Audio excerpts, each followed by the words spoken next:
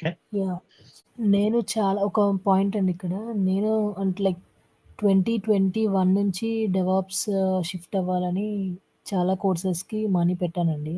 Be Frank చెప్తున్నా. అంటే టాప్‌వే. అంటే టాప్ ఓకే. కోర్సెసే. అప్పుడు నాకు ఈ కోర్స్ తెలియదు. ఐ కెన్ ర్యాండమ్‌లీ సే 5-6 కోర్సెస్‌కి నేను పే చేశాను. సో, అన్ని ఓహ్! కోర్సెస్‌లోనూ ఎలా అంటే లైక్ బేసిక్ హలో వరల్డ్ ఇలాగా, ఇలా తీసుకొని చెప్పడం తప్పితే ఇంత high level I never seen అండి. 100% నేను గ్యారంటీ ఈ 6 మంత్స్ నుంచి కంటిన్యూయస్‌గా నేను ప్రాక్టీస్ చేశాను. ఈ లాస్ట్ 3 డేస్ నాకొక ఇంటర్వ్యూ షెడ్యూల్ అయిందండి. Wells oh! Nice. Fargo after 5 months. May వరకు అమెజాన్‌లో చేశా అని చెప్పా కదా! లాస్ట్ టైమ్ ఒకసారి. అంతే. దాని తర్వాత అసలిక్కడ జాబ్స్ లేవు యూఎస్‌లో. సో, నేను ఈగర్‌గా ప్రిపేర్ అవుతున్నా అనమాట. ప్రిపరేషన్ మీద నా కాన్సంట్రేషన్ నేర్చుకోవాలి అని చెప్పి. హ్మ్. సో, ఇంకా నాకు అన్‌ఎక్స్‌పెక్టెడ్‌గా ఒకరు తెలిసిన వాళ్ళుంటే అంటే పొజిషన్స్ ఉంది. ఇంటర్వ్యూ అయితే పెట్టిస్తా అని చెప్పి పెట్టిచ్చారు నాకు నిన్న. సో, హ్మ్. చెప్పాను. మంచిగా చేశాను. వాళ్ళైతే నైస్. కన్ఫర్మ్ అయిపోయిందన్నారు. సో, ఇంకా జస్ట్ అంటే వెయిట్ చేస్తున్నా. అంటే బ్యాక్‌గ్రౌండ్ వెరిఫికేషన్ సిట్యుయేషన్ లేదు గదా! సరిగ్గా. సో, హ్మ్. హ్మ్. అందుకే చాలా నేను అప్పుడు హ్యాపీ ఫీల్ అయ్యా. అంటే నేనేం ప్రిపేర్ అవ్వలేదనమాట. సో, మనం డిస్కస్ హ్మ్. చేసినవన్నీ చెప్పాను కంప్లీట్‌గా.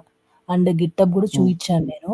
తను అంటే ఎలా చెప్పానంటే, నేను 5 మంత్స్ నుంచి నా హెల్త్ బాలేక నేను మానేశాను జాబు. సో, నేను మర్చిపోకూడదని చెప్పి నేను రోజు ప్రాక్టీస్ చేస్తున్నా అని చెప్పాను. అది గిటబ్ ఓపెన్ చేసి చూయిచ్చా.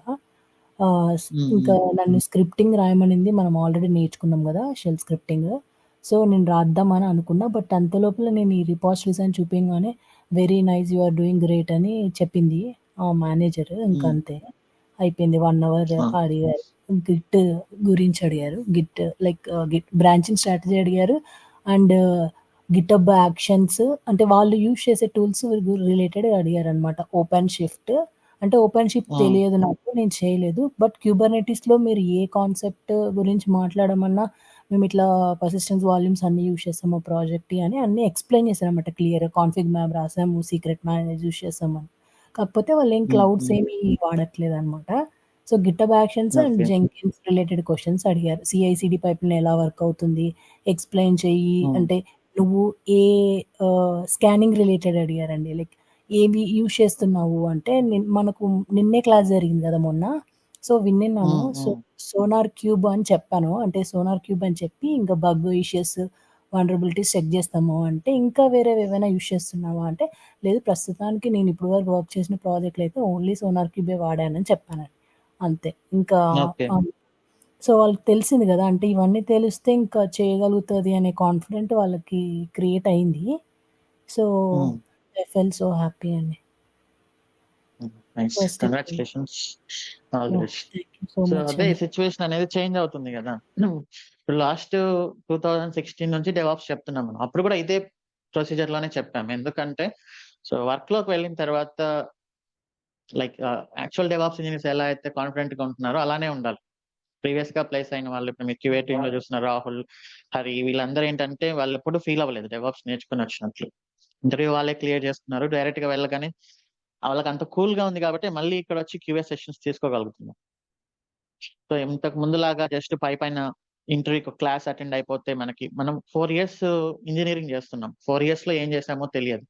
బట్ బయటకొచ్చిన తర్వాత వెంటనే ఒక కోర్స్ అటెండ్ అయిపోయి వెంటనే జాబ్ రావాలి అనే ఆత్రం బయట అలానే ఉంటుంది. మనం ఎక్కడైనా కామెంట్స్ పెడుతున్నా గూడా ఆహ్, నాకు 6 మంత్స్ అయినా రాలేదు. ఎన్ని రోజులైనా రాలేదు. కోర్స్ కంప్లీట్ చేసినా రాలేదు. కోర్స్ కంప్లీట్ చేస్తే ఎక్కడ రాదు. సిట్యుయేషన్స్ అన్నీ మారిపోయాయి. సో, కరోనాలో ఏంటంటే చాలా హెవీ రిక్రూట్‌మెంట్ జరిగింది. అప్పుడు అందరం మనం చూసాం ఎలా అందరూ ఫ్రాడ్స్ చేశారనేది. ఇండియా అయినా యూఎస్‌లో అయితే ఇంకా ఎక్కువ ఫ్రాడ్స్ ఉంటాయి. సో, ఇండియా అంటేనే ఒక నెగెటివ్ ఒపీనియన్ వచ్చేసింది. ఇండియన్స్‌ని ఎవరు హైర్ చేసుకోవట్లేదు రిమోట్ పొజిషన్స్‌కి. రిమోట్ పొజిషన్స్ అన్నీ ఫిలిప్పీన్స్, వియత్నాం ఇలా ఎళ్తాయి. అండ్ ఇక్కడ చూస్తేనేమో టెక్నాలజీ అనేది బాగా మారిపోయింది.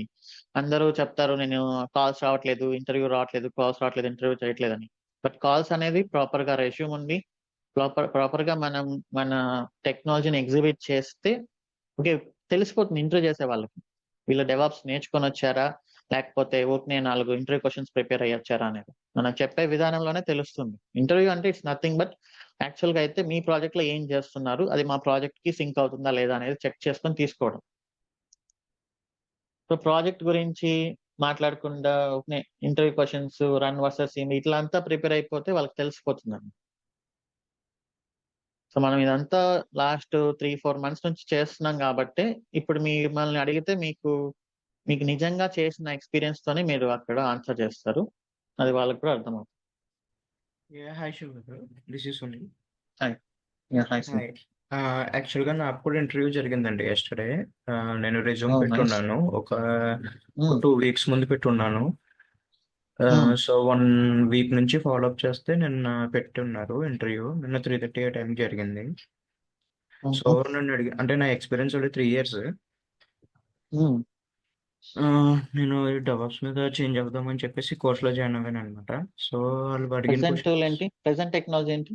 ప్రెజెంట్ నేను జిఎస్ మీద వర్క్ చేశానండి యాక్చువల్గా. మ్యాపింగ్. మ్యాపింగ్ అంటే డెవలపర్ కింద వర్క్ చేశాను. జేఎస్, ఈ note JS, Okay. Java scripting మీద వర్క్ చేశాను. అంటే వెబ్ బిల్డర్ అని చెప్పేసి అప్లికేషన్, దాని మీద వర్క్ చేశాను అనమాట. అంటే దాని మీద Wipro ఇలాంటి కంపెనీసా? లేదండి, సైంట్ అండి. ఓకే. Yeah, proceed. అక్కడ వర్క్ చేశానండి. తర్వాత ఈ డెవలప్స్ చేంజ్ అవుదామని చెప్పేసి వచ్చాను. సో నేను ఇంటర్వ్యూ ఎలా జరిగింది అంటే, ఓన్లీ నన్ను ఫస్ట్ సెల్ఫ్ ఇంట్రొడక్షన్స్ ఇచ్చేయమన్నాక, సెల్ఫ్ ఇంట్రొడక్షన్ ఇచ్చాక ఫస్ట్ క్యూబర్నెటీస్ మీద అడిగారు క్వశ్చన్. ఫస్ట్ ఏం అడిగారు? Kubernetes question. ఫస్ట్ క్యూబర్నెటీస్ మీద వర్క్ చేసిన వెంటనే ఫస్ట్ క్వశ్చన్ స్టేట్ఫుల్ కి డిప్లాయ్మెంట్ కి డిఫరెన్స్ ఏంటి అని ఫస్ట్ క్వశ్చన్ అది అడిగారు. తర్వాత క్వశ్చన్ అయిపోయిన తర్వాత అది ఇచ్చేసాను. ఆన్సర్ ఇచ్చేసిన తర్వాత పాడ్స్, కంటైనర్స్ అన్ని డౌన్ అయిపోయినాయి. తర్వాత మీరు ఎలా డీబగ్ చేస్తారు, హౌ డు యూ డీబగ్, ఏంటి డీబగ్ ఆప్షన్స్ ఎలా చేస్తారు అవన్నీ అడిగారు. అంటే మనకు డిస్క్రిప్షన్ అవన్నీ ఉన్నాయి కదండి, అవన్నీ ఆప్షన్స్ అన్ని చెప్పుకుంటూ వచ్చాను. ఓకే అన్నారు. తర్వాత ఇంకా అంతే, మెయిన్ డీబగ్గింగ్ మీద అడిగారు. అంటే వాల్యూమ్స్ ఎలా అటాచ్ చేస్తాము, వాల్యూమ్స్ ఏమేమి ఉన్నాయి, ఏమేమి యూస్ చేశారు మీరు మీ ప్రాజెక్ట్లో, అట్లా అడిగారు. వాల్యూమ్స్ గురించి చెప్పాను. తర్వాత డాకర్కి వచ్చేసి ఇమేజెస్ ఎలా క్రియేట్ చేశారు, ఏమేమి ఆప్షన్స్ యూస్ చేశారు ఆ ఇమేజ్లో, ఇది ఏంటి పుష్ చేశారు అవన్నీ అడిగారు. తర్వాత టెరాఫామ్కి వచ్చేసి, టెరాఫామ్లో మెయిన్ నన్ను సింపుల్ క్వశ్చన్స్ అడిగారండి. టెరాఫామ్లో చెప్పాలంటే, అంటే ఇన్నిట్ అంటే ఏంటి, ఇన్నిట్ ఎంత యూస్ చేస్తాము, ప్లాన్ ఎంత యూస్ చేస్తాం, ప్లాన్కి అప్లైకి ప్లాన్కి డిఫరెన్స్ ఏంటి, ఆ క్వశ్చన్స్ అడిగారండి. ఆ క్వశ్చన్ అయిపోయిన తర్వాత నాకు ఒక ఆప్షన్ ఇచ్చారనమాట. అంటే టెరాఫామ్లో మీరు ఏమి ఇంప్లిమెంట్ చేశారో ఏదో మీకు నచ్చిన ఒక ఆప్షన్ స్క్రీన్ షేర్ చేసి రాయమన్నారు. అంటే నేను సింపుల్గా EC2 రాసాను అనమాట అండి. EC2 దానికి వార్స్ పెట్టాను, EC2 రాశాను, డేటా సోర్స్ పెట్టి అలా ఎక్స్ప్లెయిన్ చేశాను. తర్వాత నేను ఎంతో రాయలేదండి, జస్ట్ EC2లో ఇన్స్టెంట్ T3 మైక్రో వరకు రాశాను అంతే. తర్వాత వాళ్ళు ఆపేసి జస్ట్ ఎక్స్ప్లెయిన్ చేశాను, పర్లేదు ఇట్స్ ఓకే అన్నారు. తర్వాత మొత్తం మనం యూస్ చేసిన ఆప్షన్స్ అన్ని పెట్టి చెప్పాను. తర్వాత ఇంకా స్క్రిప్టింగ్ గురించి నేను సెల్ఫ్ ఇంట్రడక్షన్లో మెన్షన్ చేయలేదండి, వాళ్ళు కూడా స్క్రిప్టింగ్ గురించి ఏమి ఎత్తలేదు.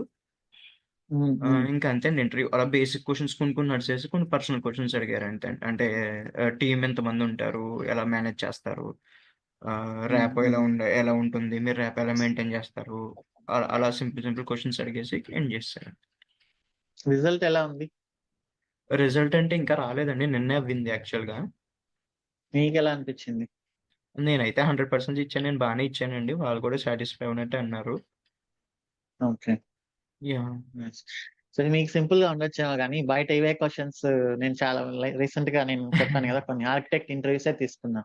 సో వాళ్ళని నేను అడిగిన క్వశ్చన్, స్టేట్ఫుల్ సెట్ ఏంటి, వాల్యూమ్స్ ఎలా చేస్తారు, డిప్లాయ్మెంట్స్ ఎందుకు యూస్ చేస్తారు, అసలు హెడ్లెస్ సర్వీస్ ఎందుకు యూస్ చేయాలి, హెడ్లెస్ సర్వీస్ అంటే ఏంటి, మీ అప్లికేషన్ ని ఎలా ఆటో స్కేలింగ్ ఎక్కడ ఇంప్లిమెంట్ చేస్తారు, మీ అప్లికేషన్ ఎలా సెక్యూర్ గా ఉంచుతున్నారు, మీ అప్లికేషన్ కాస్ట్ ఎలా తగ్గిస్తారు, ఇవన్నీ ఆర్కిటెక్ట్స్ చెప్పలేకపోతున్నారు. ఒక 10 మందిని చేస్తే ఒక్క పర్సన్ సెలెక్ట్ అయ్యాడు అంతే.